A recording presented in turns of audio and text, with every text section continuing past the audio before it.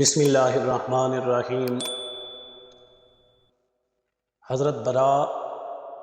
بن مالک انصاری رضی اللہ تعالی عنہ وہ جرت مند، بہادر اور جانباز صحابی رسول ہیں۔ حضور علیہ الصلاۃ والسلام کے اس دنیا سے چلے جانے کے بعد، پردہ فرمانے کے بعد، ایک نا ختم ہونے والا ایسا سلسلہ کھڑا ہوا کہ ایک طرف منکرین ختم نبوت، ایک طرف منکرین زکوٰۃ، ایک طرف ارتداد، یعنی مختلف قسم کے ایسے قبیلے، ایسے لوگ، ایسے گروہ، ایسے جتھے کھڑے ہوئے کہ جن کی سرکوبی کے لیے، جن فتنوں کے سدباب کے لیے سیدنا صدیق اکبر رضی اللہ تعالی عنہ سینہ تان کر کھڑے ہو گئے اور ان سے مقابلے کرنے کے لیے بلند اور مضبوط پہاڑ کی مانند آپ ڈٹ گئے، اور ان فتنوں کا مقابلہ کرنے کے لیے سیدنا صدیق اکبر نے مہاجرین اور انصار پر مشتمل 11 لشکر بنائے، اور ان کے لیے 11 جھنڈے تیار کیے گئے، اور ان کے امیروں کے حوالے کرتے ہوئے انہیں جزیرہ عرب کے مختلف علاقوں میں روانہ کیا گیا۔ جس طرف جس کی ضرورت تھی انہیں بھیجا گیا، تاکہ مرتدین اسلام کو دوبارہ اسلام قبول کرنے پر مجبور کیا جائے، اور انہیں حق اور ہدایت کی دعوت دی جائے، دوبارہ انہیں اس راہ پر لایا جائے، انہیں اسلام کے پیغام کو سمجھانے کے لیے دباؤ ڈالا جائے، انہیں واپس دین اسلام کے اندر داخل ہونے کے لیے، حق کو اپنانے کے لیے اس انداز میں انہیں سمجھایا جائے،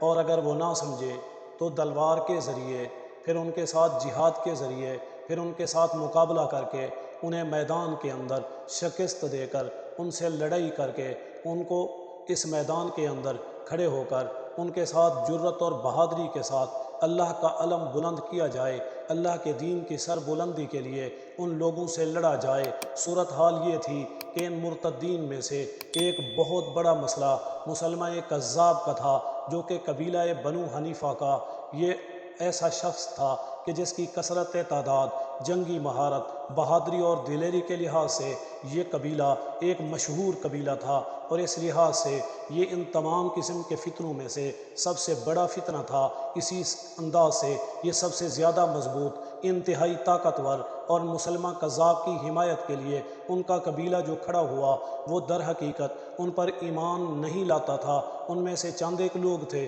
جو ان پر ایمان رکھتے تھے، اکثریت ان پر ایمان نہیں رکھتے تھے، لیکن عصبیت کی وجہ سے، قبیلے کی وجہ سے، خاندان کی وجہ سے، اپنے علاقے کی وجہ سے، اس تعلق کی بنا پر، قبیلی عصبیت کی بنا پر، قبیلی تعلق کی بنا پر وہ اس کی پیروی کر رہا تھا۔ ان میں سے بعض کا یہ کہنا تھا کہ ہم اس بات کی گواہی دیتے ہیں کہ مسلمہ جھوٹا ہے، محمد سچے نبی ہیں، مگر ربیعہ کا کذاب یعنی مسلمہ یہ اس بات کے لیے کہ وہ زیادہ بہتر ہے ہمیں صادق محمد سے، اس لیے کہ یہ ہمارا اپنا ہے اور وہ دوسرے علاقے کے ہیں، اس لیے ہم انہیں زیادہ پسند کرتے ہیں، ان کے مقابلے میں ہم ان کا ساتھ دے رہے ہیں۔ ان کے مقابلے میں ہوا یہ کہ مسلمانوں نے